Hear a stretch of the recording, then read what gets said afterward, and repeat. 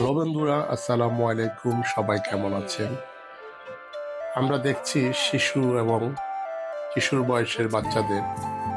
আসলে আমরা যখন শিশু বা কৈশোরকাল পার করে যৌবন বা জীবনের শেষ প্রান্তে আসি, তখন কিন্তু ঠিকই তাদের মতোই আবার জীবনের এই কালটা ফিরে পেতে চাই। এইখানে স্কুল শেষে বাচ্চারা আমার বাড়ির সামনে বকুল গাছ ফুল কুড়াতে এসেছে। আমার বাড়ির এই কৌটার সাথে একটি বকুল ফুলের গাছ। এই ফুল গাছে সকালে বা সন্ধ্যার দিকে ফুল ফুটে পড়া শুরু করে, আর বাচ্চারা যখন সকালে স্কুলে যায়, ফেরার পথে তারা এখানে ফুল কুড়াতে আসে। একটি মজার বিষয় হলো, আমাদের বাড়ির পাশ দিয়েই কিন্তু পিচ ঢালাই রাস্তা বা পথ চলে গেছে স্কুলে, কিন্তু বাচ্চারা কেন জানি ওই রাস্তাটাতে না গিয়ে আমাদের বাড়ির মাঝখান দিয়ে বা উঠোন দিয়ে তারা স্কুলে যেতে পছন্দ করে। সত্যি কথা, আমাদের বাড়িটা একদমই ফাঁকা।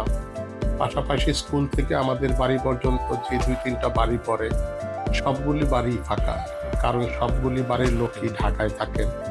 তাই বাড়ির আশেপাশে একদম নির্জন পরিবেশ, লোকজন নেই যেহেতু।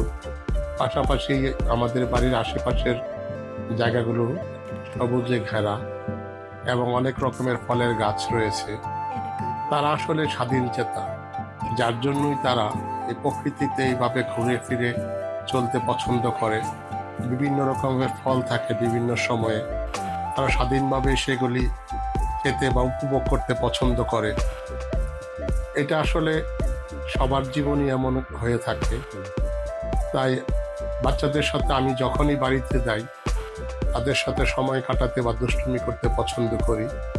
আসলে বাচ্চাদের সাথে মেশা বা কথা বলা বা দুষ্টুমি করার মধ্যে অনেক একটি আনন্দ বা তৃপ্তি আছে, কারণ তাদের মধ্যে থাকে একদম সরলতা, সহজ সরল, নেই কোনো প্যাচ, কোনো কুটিল চিন্তা।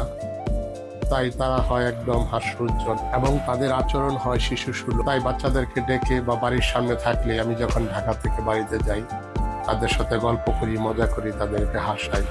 আমার আপনার জীবন ততদিনই সুন্দর এবং সুখী যতদিন পর্যন্ত এই বাচ্চাদের মতোই আমরা থাকি টেনশন মুক্ত, স্বাধীন চেতা। যখনই আমরা এই সময়টাকে পার করে দায়িত্ব সময়ে বা বয়সে চলে আসি, তখন আমরা আর থাকি না তাদের মতো হাস্যোজ্জ্বল। তাই বাচ্চাদের মতো যদি জীবনকে কিছুটা হলে উপভোগ করতে চান, তাহলে তাদের সাথে মিশুন, কথা বলুন, তাদেরকে সময় দিন। যদি ভিডিওটি ভালো লেগে থাকে, তাহলে অবশ্যই লাইক, কমেন্ট, শেয়ার করবেন। ভালো থাকবেন। আসসালামু আলাইকুম।